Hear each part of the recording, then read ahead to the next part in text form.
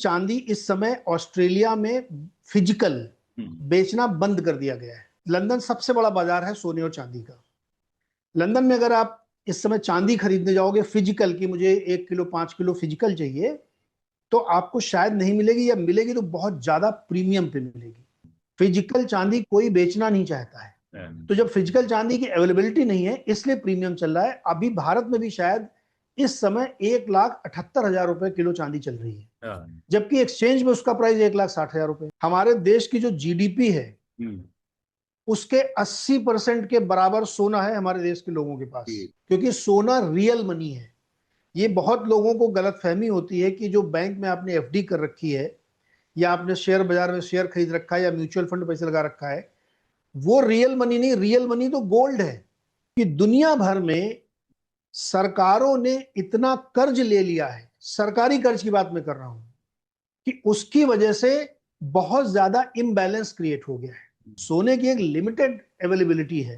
पूरी दुनिया में इस समय 3800 टन सोना उपलब्ध होता है साल में, और उसके सामने मांग है 4000 टन की, तो 200 टन तो वैसे ही कम चल रहा है, और जिसके पास है वो बेच नहीं रहा है, तो नया सोना मिलेगा कहां से आपको। 2 दिन पहले मुझे एक व्यापारी ने बताया कि वो एक सिल्ली मंगवाई चांदी की। आमतौर पर इसका वजन 30 किलो 31 किलो के बीच का ही रहता है, 30 800 30 700। तो उसमें बीच में लोहे का टुकड़ा निकल आया और ऊपर चारों तरफ उसके चांदी। तो इस तरह की जालसाजियां भी शुरू हो गई हैं बाजार में। ये और बढ़ेंगी। पक्का बिल लीजिए, अच्छी दुकान से खरीदिए, भरोसेमंद से, या आपका बहुत जानने वाला उससे खरीदिए, और एकदम पैनिक में बिल्कुल मत खरीदिए। ना चांदी कहीं जा रही, ना आप कहीं जा रहे हैं।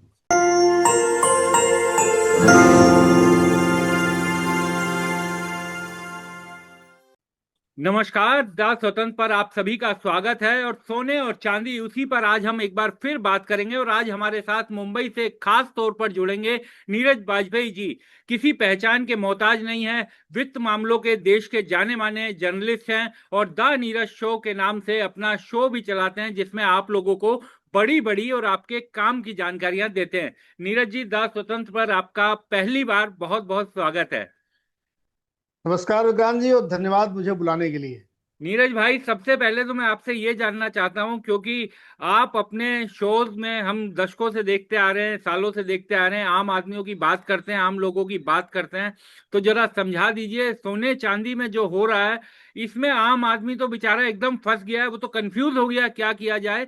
तो क्या, कैसे देखा जाए इस सोने चांदी के रेट को? विक्रांत भाई, आम आदमी तो अमीर हो गया है। हाँ। हर घर में, वो अमीर गरीब कोई भी हो, सबके घर में महिलाओं के पास, पुरुषों के पास सोना या चांदी हैसियत के हिसाब से कम ज्यादा जरूर होता है। तो जिसके पास भी जो था उसकी कीमत दुगनी हो गई है। तो इस लिहाज से देखें तो सारे लोग एक तरीके से थोड़े थोड़े वेल्दी हो गए हैं। हाँ, ये बात जरूर है कि कीमतें इतनी ज्यादा बढ़ गई हैं कि नया सोना या नई चांदी खरीदने में आपको 10 बार सोचना पड़ेगा, क्योंकि पिछले 1 2 सालों में कीमतों में बहुत तेज उछाल आया है। और इसी साल अगर 2025 में ही आप जनवरी से अब तक देखें, तो 30 30 40 40% के रिटर्न एक एक सोने और चांदी में आ चुके हैं। तो महंगा जरूर हुआ है, लेकिन आपको खुश होना चाहिए सारे आम आदमियों को कि उनके पास जो सोना घर में पड़ा हुआ है वो काफी अमीर हो चुके हैं। और एक बड़ा मजेदार आपको आंकड़ा बताता हूं मैं। हमारे देश की जो जीडीपी है उसके 80% के बराबर सोना है हमारे देश के लोगों के पास। तो गरीब नहीं है वो, जो डेड इकोनॉमी जो बोल रहे थे, उनको ये दोबारा सोचना चाहिए। लेकिन नीरज भाई, आपने जिस चीज की बात की कि हमारे घरों में, घरों लॉकर में जो पुश्तैनी सोना मिला हुआ है लोगों को पीढ़ी दर पीढ़ी, वो उसके दाम बढ़ गए हैं। लेकिन नीरज भाई, वो निवेश तो है नहीं ना, वो तो कंजम्पशन घर में रखा हुआ है, तिजोरियों की शान बना हुआ है, आपके लॉकर की शान बना हुआ है। असल में भारत में सोना तो लोग मानते ही नहीं ना। बुरे से बुरे टाइम में भी आदमी सोचता है कि नहीं, सोने को बचा लें, तो उसका कोई फायदा मिलता हुआ तो आम आदमी को दिखाई नहीं दे रहा। नहीं, फायदा तो, अब विक्रांत भाई, या तो आप ट्रेडिंग करो सोने की, हाँ। खरीदो बेचो करो, तो आपको उसका फायदा होगा। लेकिन आम तौर पे जो सोने में निवेश लोग करते हैं वो तो खरीद के रख देते हैं। वो ज्वेलरी लें या क्वाइन लें या बार लें, वो लॉकर में चला जाता है या घर के किसी कोने में गाड़ दिया जाता है, वो निकलता नहीं कभी। तो उसकी वेल्थ बढ़ रही है, ये बात आपकी सही, लेकिन उसका फायदा हमें कैसे मिले? तो या तो आप ट्रेड कर रहे हो या आप नया निवेश कर रहे हो। तो प्रश्न यहाँ पे है कि क्या नया निवेश इस समय कोई करे कि ना करे, या जो ट्रेडिंग करते सोना खरीदते बेचते रहते वो क्या करें? तो उनके लिए थोड़ा सा डिफिकल्ट टाइम ये कह सकता हूं मैं, क्योंकि इतना तेज सोना भागा है कि आप इसमें फंस भी सकते हैं, क्योंकि ये अनप्रेसिडेंटेड है, मतलब इससे पहले कभी ऐसा हुआ नहीं। चांदी का दाम 1980 में 45 साल पहले $50 अंतर्राष्ट्रीय बाजार में गया था और कीमतें बहुत तेजी से बढ़ी थी। उसके बाद अब उसकी कीमतें इतनी तेजी से बढ़ी हैं। तो अब चूंकि हम लोगों को 45 साल हमारी उम्र ही है, तो उतना हमको याद भी नहीं रहता कि पहले उस समय क्या हुआ था। लेकिन अगर आप उस लिहाज से देखें तो ट्रेडर्स के लिए थोड़ा मुश्किल हो सकता है, लेकिन जो लोग इन्वेस्टमेंट करते हैं या जो लोग खरीद के रख रहे हैं उनके लिए कोई समय बुरा नहीं होता है विक्रांत भाई। आप जब भी खरीद के रखोगे 5-10 साल बाद सोना आपको उसकी कीमत ऊपर मिलेगी, क्योंकि सोना रियल मनी है। ये बहुत लोगों को गलतफहमी होती है कि जो बैंक में आपने एफडी कर रखी है या आपने शेयर बाजार में शेयर खरीद रखा है या म्यूचुअल फंड पैसे लगा रखा है, वो रियल मनी नहीं। रियल मनी तो गोल्ड है। क्यों मैं कह रहा हूं? क्योंकि उसकी कीमत, उसकी वैल्यू नहीं कम होती है। बाकी चीजों की वैल्यू कम ज्यादा होती है, इसकी रियल वैल्यू उतनी ही रहती है। 100 ग्राम सोना 100 ग्राम ही हमेशा रहेगा। आपकी जो करेंसी यानी आपकी जो मुद्रा है, जब उसका भाव ऊपर नीचे होता है तो सोने का भाव ऊपर नीचे होता है।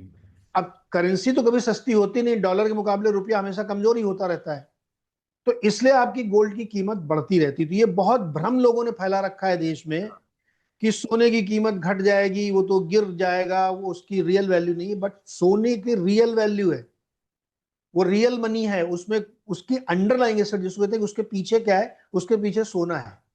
वही मैं आपसे करेंसी के थोड़ा, पीछे क्या है? जी, वही वही नीरज भाई, मैं उसी तरफ जाना चाह रहा था कि आजकल मैं देखता हूं कि YouTube पे, क्योंकि ये भी सच्चाई है कि YouTube पे आपको व्यूज चाहिए, तो इस तरह के हम्म थंबनेल, और बड़े बड़े संस्थान भी इस तरह के थंबनेल लगाते हैं कि सोना होगा क्रैश, मार्केट का बबल जल्द फूटेगा। तो आम आदमी जो अपनी अपनी मेहनत की कमाई से किसी तरह कोशिश करता है कि धीरे धीरे थोड़ा थोड़ा, सोना तो अब वो खरीद नहीं पा रहा, चांदी में थोड़ा निवेश करे, क्योंकि चांदी ने सोने से भी अच्छा रिटर्न पिछले साल दिया है। लेकिन ये सब देख करके तो वो घबरा जाता है ना कि अचानक से यार अगर बबल फूट गया हम्म और मैंने 1 लाख रुपए की चांदी अगर खरीदी है, 2 लाख रुपए की चांदी खरीदी है, और उसके दाम अगर ऐसे गिर गए कि 50%, 60%, तो वो तो इसे सहन ही नहीं कर पाएगा। तो ये जो अचानक से खबरों का अंबार आ गया है कि ये बबल मार्केट जल्दी फूटने वाली है, इसके पीछे आप क्या देखते हैं? और क्या इस तरह की बातें केवल और केवल व्यूज और इन सब के नजरिए से ही लिखी जा रही हैं या बताई जा रही हैं? विक्रांत भाई, इसमें आपने 3 सवाल पूछे और जी। बहुत ही इंपॉर्टेंट तीनों सवाल हैं। तीनों को मैं अलग अलग करके बता देता हूं। एक तो पहले चीज की है, इसमें यह समझना चाहिए कि तेजी आई क्यों है। हाँ। ये सट्टेबाजी हो रही है, हम्म। बबल बन रहा है, फूट जाएगा, एक ये समझते हैं। हम्म। दूसरा, जो दो तरह के हमारे यहाँ प्राणी है, एक ट्रेडर है जो कि 0.1% है, हम्म। तो वो जो रोज खरीदता बेचता रहता है, एमसीएक्स में गया, किसी ट्रेडिंग एक्सचेंज में गया, एक वो प्राणी। और एक दूसरा जो निवेश करता है कि होली दिवाली में गया, धनतेरस में गया, थोड़ी सी चांदी खरीद ली या सोना खरीद लिया, या शादी विवाह में खरीदता रहता, सालक का सीजन चल ही रहा है, लोग खरीद रहे होंगे। इन तीनों के लिए अलग अलग जवाब है इसके। जो ट्रेडर है, जो रोज खरीदता बेचता है, उसके लिए कोई जवाब इसलिए नहीं हो सकता क्योंकि वो डेली बेसिस पे खरीद रहा है, बेच रहा है, तो उसको अपना चार्ट देखिए, जो भी फंडामेंटल वो लगाता है वो देखिए उसको। जो निवेशक है, मैं ये मान के चलता हूं कि जो आदमी सोना खरीदने जाता है वो लंबे समय के लिए रखता है, खरीद के लिए दोबारा बेचने नहीं जाता, जैसे शुरू में हम लोगों ने कहा। या अगर शादी विवाह में जो सोना खरीदा जाता है, तो मुझे नहीं लगता कि कोई अपने जेवर बेचने जाता है, कि अनलेस की कोई बहुत अतिरिक्त विपदा आ जाए, जो कि भगवान करे ना आए किसी को, तो सोना बिकता नहीं। उस तरह का जो निवेशक है उसके लिए सोना कभी नुकसान का सौदा नहीं होता है, पहली चीज तो उनको तो बिल्कुल नहीं चिंता करनी चाहिए। ट्रेडर को हमने बताया कि वो देख दाख के करता है। अब रही बात जो तीसरा, यूट्यूब चैनलों पे या न्यूज चैनलों पे, बिजनेस चैनलों पे, अखबारों में जो लिखी जा रही है, उसको समझते हैं क्या है। सोने में इतनी तेजी आई क्यों? पहला तो प्रश्न यही है कि क्यों भाग रहा भाई, चांदी में इतनी तेजी क्यों आ रही है? विक्रांत भाई, इसके पीछे का एक बहुत आसान सा कारण यह है कि दुनिया भर में सरकारों ने इतना कर्ज ले लिया है, सरकारी कर्ज की बात मैं कर रहा हूं, कि उसकी वजह से बहुत ज्यादा इम्बैलेंस क्रिएट हो गया है। यानी सरकारों ने कोविड के बाद से, खासतौर पे अमेरिका ने ट्रिलियंस ऑफ डॉलर छापे हैं और लोगों को बांटे। तो पूरे व्यवस्था में इतना मुद्रा प्रचलित हो गई है कि सोने की कीमत अपने आप भाग रही। पहला कारण तो ये है।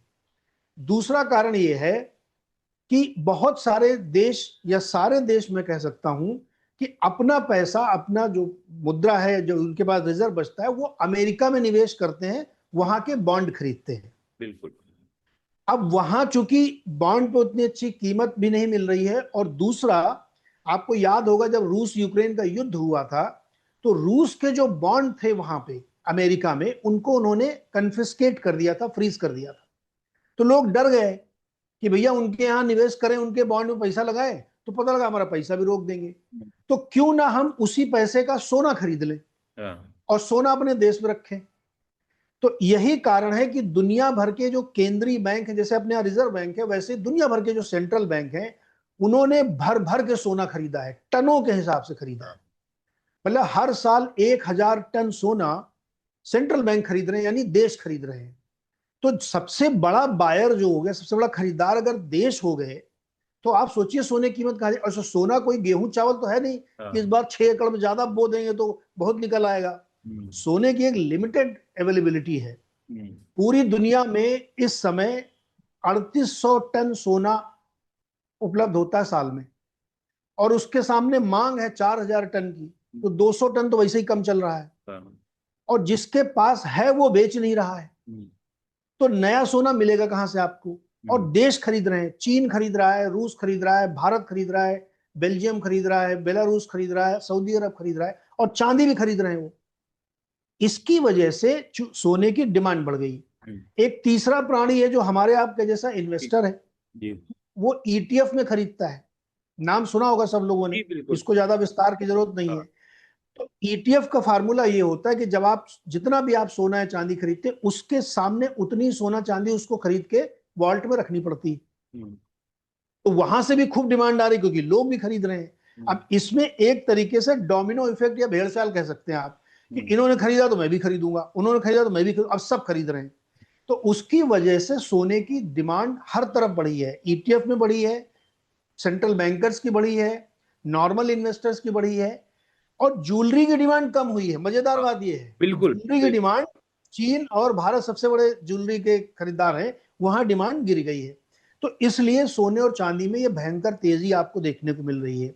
अब दूसरा प्रश्न आपका था कि ये क्रैश होगा क्या, जो यूट्यूबर वगैरह सब बताते रहते हैं।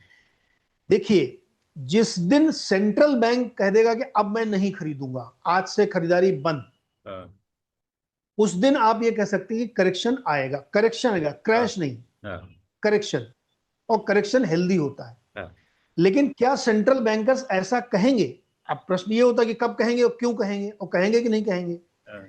इसलिए वो अभी नहीं कह सकते, क्योंकि पूरी दुनिया के देश डॉलर की बजाय सोना खरीदने में ज्यादा दिलचस्पी लेते हैं। इसलिए ना तो वो खरीदारी अभी बंद होने की आशंका है, ना ईटीएफ की आशंका है कि बंद हो जाएगा। इसलिए अभी नहीं लगता कि इसमें कोई क्रैश जैसी चीज तो आएगी नहीं। करेक्शन जरूर हो सकता है कि $4000 भाव चल रहा है तो $100 गिर गया, $50 ऊपर, ये चलता रहता है, तो मार्केट है।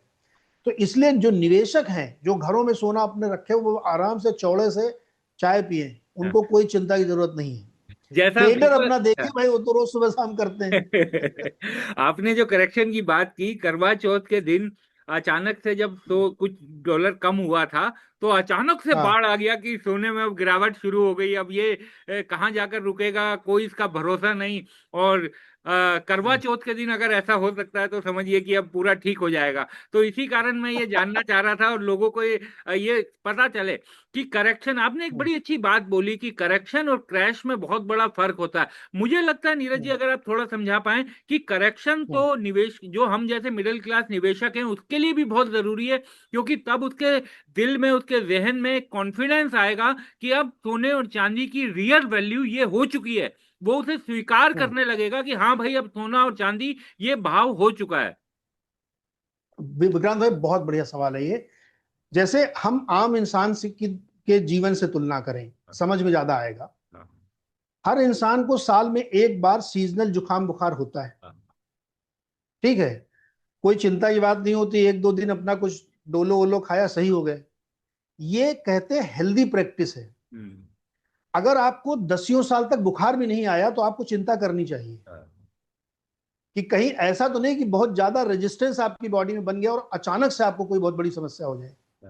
वैसे ही जब सोना या चांदी बहुत भागते हैं या एकदम एक तरफा चले जा रहे हैं तो वहां डर लगना चाहिए।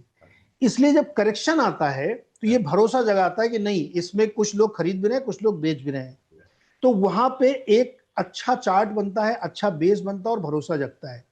तो जो भी निवेशक ने ये प्रश्न पूछा या जिनके दिमाग में चल रहा है, मैं उनको साधुवाद दूंगा कि वो बहुत अच्छा सवाल है कि एक सल्ला नहीं चलना चाहिए, ऊपर नीचे करके चले तो वो एक हेल्दी प्रैक्टिस होती है। इसलिए करेक्शन इज गुड।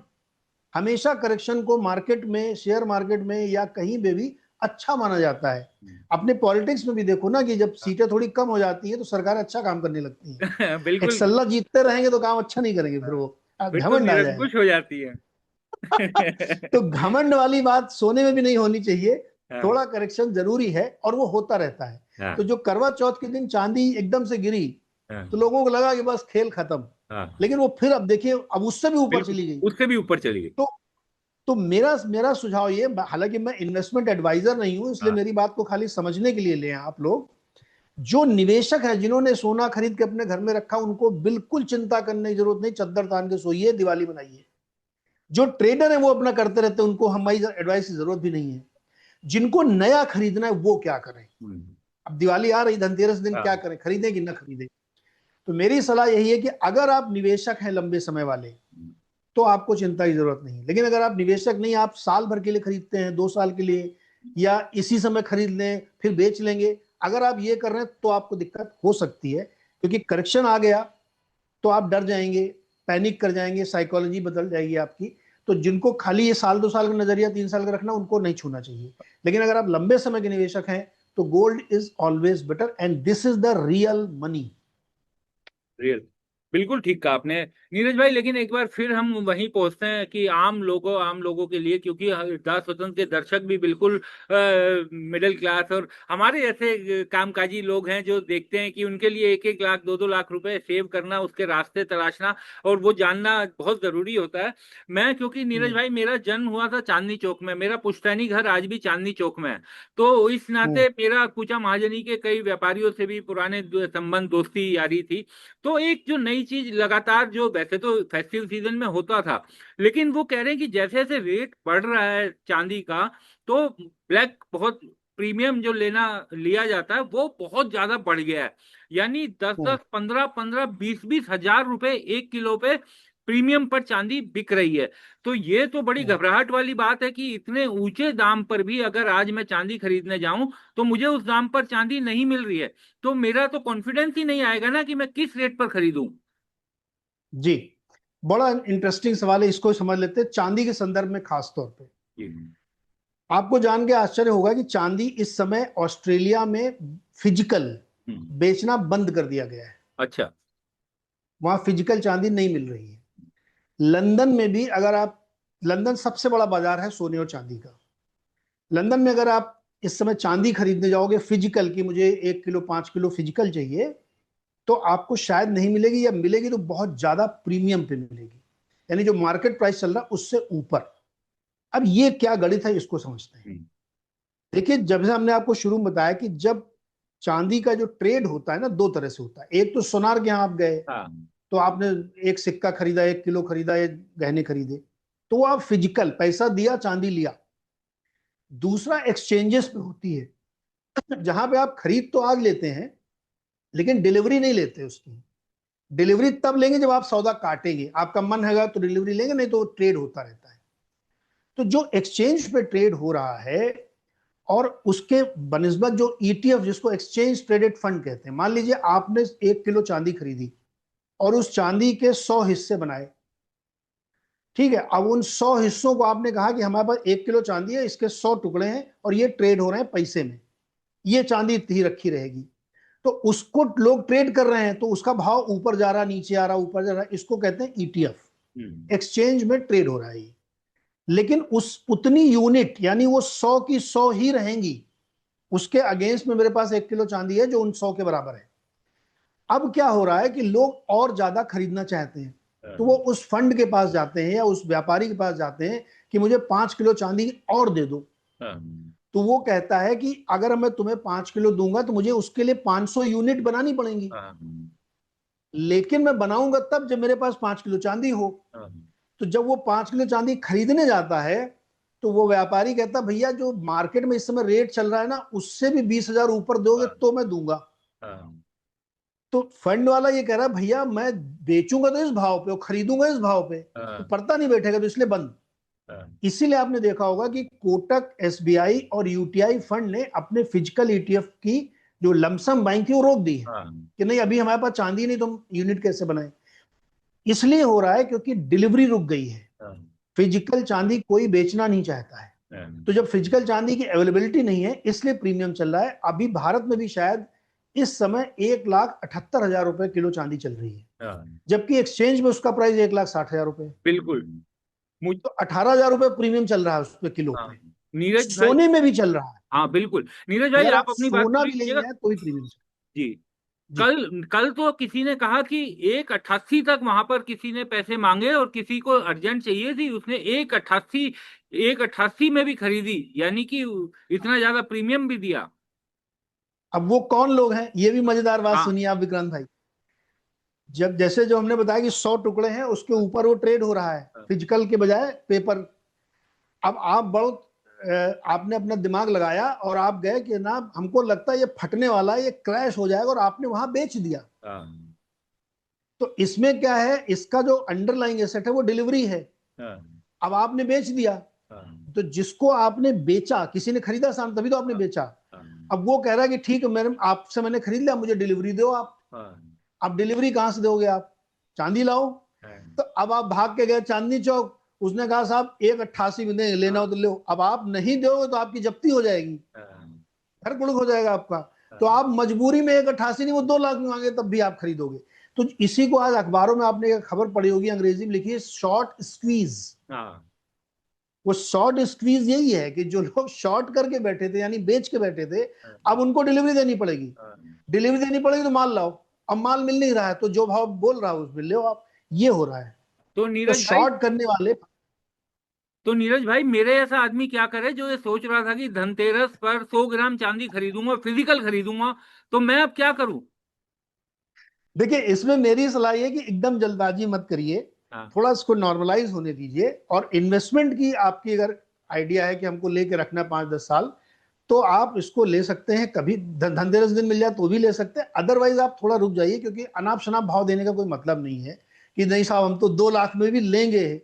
अब आप भी देखिएगा, आप वीडियो कुछ दिन में देखेंगे कि लाइन लगी है दुकान के बाहर सिक्का खरीदने के लिए। ये सब वीडियो आएंगे अभी 2-4 दिन में।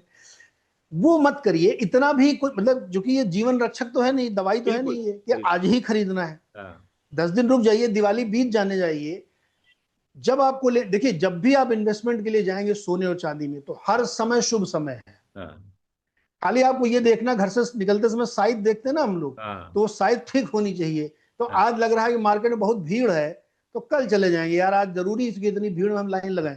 मेरा सिर्फ इतना कहना है कि आप थोड़ा रुक जाइए, थोड़ा नॉर्मलाइज होना है तो तब ले लीजिएगा। तो इन्वेस्टर को तो कोई चिंता की जरूरत नहीं है, जब मौका मिले, जब उसके प्राइस में मिले तो आप ले लीजिएगा। नीरज भाई, एक और चीज मैं आपसे, क्योंकि आपने बाजार को बहुत करीब से देखा है और आप ये ज्वेलरी मेकर्स, बनाने वाले, बेचने वाले, सबके संपर्क में भी रहे, मैं एक छोटी सी, एक इस तरह की जालसाजियां भी शुरू हो गई हैं। जैसे कल 2 दिन पहले मुझे एक व्यापारी ने बताया कि वो एक सिल्ली मंगवाई चांदी की। आमतौर पर इसका वजन 30 किलो 31 किलो के बीच का ही रहता है, 30-800, 30-700। तो उसमें बीच में लोहे का टुकड़ा निकल आया और ऊपर चारों तरफ उसके चांदी। तो इस तरह की जालसाजियां भी शुरू हो गई हैं बाजार में। ये और बढ़ेंगी। हाँ। जब भी कोई किसी चीज में ये दाम वाम बढ़ते हैं ना, अभी देखिए हमने खबर पड़ी कि कितना 500 किलो खोया पकड़ा गया है हाँ। नकली, हाँ। है ना, घी पकड़ा जाएगा नकली। तो चांदी क्यों छूती रहे, उसमें भी बीच में लोहा भर के ऊपर से चांदी लगा के आपको चिपकाया जा सकता है। तो इसीलिए निवेशकों को बहुत सतर्क रहने की जरूरत है कि एक तो आप अपने जो सबसे भरोसेमंद ज्वेलर हो या तो उससे खरीदें, या फिर जो एकदम ब्रांडेड बड़े बड़े नाम हैं कि आप जिन जिन जो बढ़िया नाम देते हैं और हॉल मार्किंग सोने में होती है वो जरूर करें, पक्का बिल लें। उस बिल में अपने क्या होता है, बहुत भरोसेमंद जो ज्वेलर होता है वो कहता है बिल मत लो यार, 3% जीएसटी लग जाएगी, तो आप कहते हो हाँ यार 3% बचाने के लिए आप ऐसा मत करो। ये आप पक्का बिल लीजिए, अच्छी दुकान से खरीदिए, भरोसेमंद से, या आपका बहुत जानने वाला उससे खरीदिए, और एकदम पैनिक में बिल्कुल मत खरीदिए, ना चांदी कहीं जा रही ना आप कहीं जा रहे हैं।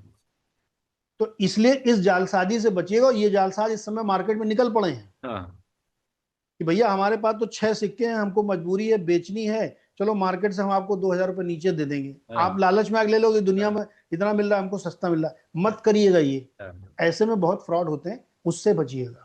बिल्कुल सही बात कह रहे हैं। आजकल वो जो पुराने चांदी के सिक्के थे, जो पुराने वाले अपने हुआ करते थे, ब्रिटिश काल फोटो जो छपी रहती थी, वो आजकल कह रहे हैं बाजार में धड़ल्ले से फर्जी आ गए हैं, खूब बिक रहे बहुत हैं। बड़े पैमाने पर वो फर्जी बिक रहे हैं। आमतौर पर वो कहते हैं कि दिवाली के आसपास ही आते थे फर्जी, लेकिन इस बार वो जरूरत से ज्यादा आ गए हैं। Yes yes. क्या होता है ना कि जैसे चांदी चांदी बहुत जगह इंडस्ट्रियल यूज में होती है, तो मान लीजिए आपने कहा कि वो 30 किलो वाला वो बनाया, उसके बीच में अगर 10 किलो डालेंगे और ऊपर इतनी मोटी लेयर कर दी, तो आप पता नहीं कर पाए, आप काटेंगे थोड़ी आप उसको वहां बैठ के, तो वो पता करना असंभव है। तो इसलिए आप फंस सकते हैं इसमें। अब सिक्का भी आप उसके सामने घिसने तो लगेंगे नहीं कि नहीं हम काट के देखेंगे इसको, तो ये सब आप कर नहीं पाएंगे। तो आप देखिए, एक बात विक्रांत जी समझ लीजिए, इस दुनिया में कोई व्यक्ति पे आप आंख बंद करके भरोसा मत करिए, किसी पे मत करिए। वो कोई भी आपको कहे कि नहीं ये असली है ना, मैं भरोसा नहीं करूंगा, क्योंकि तभी आप सेफ रह पाओगे। तो इसलिए बहुत जरूरी है कि आप सावधान रहें, पक्के बिल के साथ लें, अच्छी दुकान से लें, ट्रस्टेड हो, और पैनिक करके मत लें।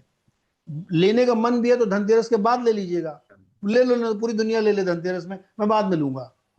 तो ये सारी जिसको ना हाइजीन चेक है, ये आपको करनी है। लेकिन निवेश आपको जब भी करना, हर दिन शुभ है। नीरज जी, एक चीज ये पूछना चाहूंगा कि जैसे ये जो जालसाजियां होती हैं, जैसे जो ब्लैक में लगातार बेचा जा रहा है या ये जो किया जा रहा है, इसके बारे में क्या इस पर सरकार किसी तरह की रोक नहीं लगा सकती? विक्रांत भाई, सरकार ने पूरी रोक लगाई है कि अब आप 50,000 से ज्यादा कोई सामान बिना पैन कार्ड दिए खरीद नहीं सकते। ज्वेलरी वाला भी आपको नहीं देता, बिल लेता या पैन कार्ड लेता, कैश में आप ट्रांजैक्शन नहीं कर सकते। तो एक तो उससे रुकता है, दूसरा जगह जगह सरकार छापेमारी जांच ये सब करती रहती है, इससे रुकता है। लेकिन इसमें देश में इतना सोना है लोगों के पास, इतनी चांदी है जो पुश्तैनी है 200 साल से 100 साल से, उसका कोई हिसाब किताब न सरकार के पास न किसी संस्था के पास है। अनुमान लगाते हैं हम लोग। तो जैसे मैंने शुरू में कहा था कि हमारे देश की जीडीपी के 80% के बराबर गोल्ड हमारे देश के घरों में है, तो ये बहुत बड़ी मात्रा हो गई। अब वो सोना कोई आदमी अपने घर, उसका बिल नहीं होगा, तो उसको ला के कोई बेच रहा है, तो इसको सरकार अब 150 करोड़ लोगों के बीच में कहां तक जांच करेगी भैया किसके घर में कितना सोना, कौन किसको बेच रहा है। तो इसलिए ये एकदम फूल प्रूफ सिस्टम बनाना तो मुश्किल है। लेकिन जो प्रॉपर सिस्टम होता है कि आप एक ज्वेलर के पास गए खरीदने के लिए, वहां प्रॉपर चेक है, वहां आप कैश में नहीं खरीद सकते, वहां बिल देना जरूरी है, वहां जीएसटी पे करना जरूरी है। और जो नया सोना या चांदी व्यापारी खरीद के ला रहा है, उसको भी बिल में ही लाना पड़ रहा है, ऐसे नहीं मिल रही है। तो ये सेफ्टी आपके लिए है। तो मैंने कहा ना कि आप एकदम फूल प्रूफ होना चाहते हैं तो दो ही तरीके हैं, बड़ी अच्छी दुकान में पक्का बिल, और बहुत भरोसे का ट्रस्टेड आदमी आपका ज्वेलर होना चाहिए, तभी आपको सेफ्टी मिलेगी। एक बस अंतिम सवाल जाते जाते ये पूछना चाहूंगा नीरज भाई, अभी हमारे धनतेरस है, फिर दिवाली है, उसके बाद शादियों का सीजन साहे शुरू हो जाएंगे, तो ब्याह शादी होंगी। तो जिनके जिनको शादी है, तो शादी में तो परंपरा है खरीदने की, लोग ज्वेलरी भी खरीदेंगे, सिक्के भी खरीदेंगे, तोहफे भी देंगे। लेकिन जिनके घरों में शादी नहीं है, तो क्या वो अब इस शादियों के सीजन को पार होने का वेट करें, या इस बीच भी अगर उनकी गुंजाइश बनती है तो खरीद कर रख सकते हैं? मेरी निजी सलाह होगी कि अगर आपके घर में कोई शादी नहीं है और कोई बहुत जरूरत नहीं है आपको, केवल आप इन्वेस्टमेंट के लिए सोचते हैं, तो आप एक बार ये सीजन पार हो जाने दीजिए, क्योंकि डिमांड काफी एक्सेस होती है। वो थोड़ी सी ठंडी पड़े, कम से कम थोड़ी तो पड़ेगी, तो उसको निकल, आपको एकदम जरूरत तो है नहीं, तो ये धनतेरस निकल जाए, दिवाली निकल जाए, उसके बाद जनवरी फरवरी तक जो सीजन है ये निकल जाए, तब आप करिए। तो आपको मे भी हो सकता है कि इससे भी ऊपर मिले, मैं ये भी भाई गारंटी नहीं ले रहा हूं मैं, हो सकता है कि आज आज सोना अगर 1,30,000 में है तो उस समय 1,50,000 में आपको नीरज जी ने फंसा दिया, उस समय तो सस्ता मिल रहा था। क्वाइट पॉसिबल है ये। लेकिन फिर भी एक सामान्य बुद्धि से समझ में ये कहता है कि भाई ये जो तुरंत आंखों के सामने दिख रहा है उसको अवॉइड कर सकते हैं तो आपको करना चाहिए, थोड़ी डिमांड नॉर्मलाइज होनी चाहिए। लेकिन अगर बहुत ऊपर चले जाए तो हमको गाली मत दीजिएगा भैया, आपका पैसा है, आप जब चाहो तब खरीद लेना। लेकिन एक सामान्य समझ कहती है कि थोड़ा वेट कर लेने में कोई बुराई नहीं है। और जब आप निवेश के लिए खरीदे तो मैंने कहा कि हर समय शुभ होता है, तो ठीक है आप अभी नहीं खरीदेंगे तो 6 महीने बाद खरीदेंगे, दो और थोड़ा महंगा मिले तो क्या फर्क पड़ेगा, क्योंकि जब खरीदना ही है 10 साल के लिए तो कोई दिक्कत नहीं है। तो इसलिए थोड़ी सावधानी इस समय अगर बरतेंगे, और यूफोरिया में नहीं फंसना है, ये कीवर्ड है मेरा, कि सब खरीद रहे हैं इसलिए मैं भी खरीदूंगा, ये बिल्कुल नहीं करना। बिल्कुल बिल्कुल। क्यों खरीदना है कि कर कूद की चांदी खरीदना है मेरे को। और वैसे भी आप देखो, मैं तो एक निजी सलाह देता हूं अपने सारे जनजी यंगस्टर्स को या जो भी हमारे दोस्त लोग हैं, कि भाई सोने की ज्वेलरी मत खरीदो। अब देखो ज्वेलर लोग मुझे खूब गरियाएंगे अभी कि ये देखो पता नहीं कहां से हीरो बन रहे हैं। आप ज्वेलरी मत खरीदिए, आप क्वाइन खरीदिए या बार खरीद लीजिए। मान लीजिए किसी घर में 10 तोला सोना दिया जाना है शादी में, तो आप उसका बार खरीद लीजिए, क्योंकि ज्वेलरी में मेकिंग बहुत लगती है, बहुत ज्यादा उसकी कीमत बढ़ जाती है। तो जब आप बेचने जाते हो, कभी भविष्य में बेचने गए तो वो मेकिंग काट देगा, सब कुछ कट जाएगा। और अगर आप इन्वेस्टमेंट के लिए खरीदो तो ज्वेलरी मत खरीदो, बल्कि गोल्ड प्लेटेड या चांदी प्लेटेड ज्वेलरी, एक दिन का तो मौसम होता है आजकल यार तो बहुत शादी, बहुत विकल्प है उसके लिए, बहुत खरीद विकल्प। लो, उस दिन काम चला लो, या अपनी भाभी का खरीद के पहन लो, वापस कर देना, उनको किराया दे देना 100 रुपया। लेकिन आप अगर बार वगैरह खरीदोगे ना, सोने के बिस्किट वगैरह, ये आपके जीवन पर्यंत बढ़िया निवेश होगा। ये मेरी निजी राय, बहुत लोग गुस्सा हो जाते हैं कि भैया क्या फालतू की बातें करते हो, ज्वेलरी के लिए मना कर रहे हो। मैं कहता हूँ ज्वेलरी नहीं खरीदनी चाहिए, क्योंकि वो उसमें एक्सेस चार्जेस बहुत ज्यादा जोड़ते हैं। आपको मैं एक लेटेस्ट बात बताऊं, मेरे एक दोस्त ने 1 अक्टूबर को तनिष्क से एक सोने का सिक्का खरीदा 10 ग्राम का, वो उसको 1,28,000 का मिला। उसमें 15,000 रुपए तो खाली जीएसटी और मेकिंग चार्ज के थे। तो चलो जीएसटी तो आपको देना ही पड़ेगा, 7,500 रुपए मेकिंग के थे। तो भैया वो 7,500 बचाओ ना। बिल्कुल। तो ये करना चाहिए, ये मेरी निजी सलाह है। और ये सलाह बहुत काम की है नीरज जी, और बाकी भी आपने जो बताया, तो निश्चित तौर पर सोना और चांदी अगर आप खरीद रहे हैं तो जो सावधानियां जिस तरीके से कहा नीरज जी ने, वो कदम जरूर आप लोग उठाइए, तभी आप एक बेहतर निवेशक भी बन पाएंगे और तभी ये सोना और चांदी आप तक सुरक्षित पहुंच भी सकेगा। नीरज जी बहुत बहुत शुक्रिया, आप दास स्वतंत्र के साथ जुड़े और आपने अपना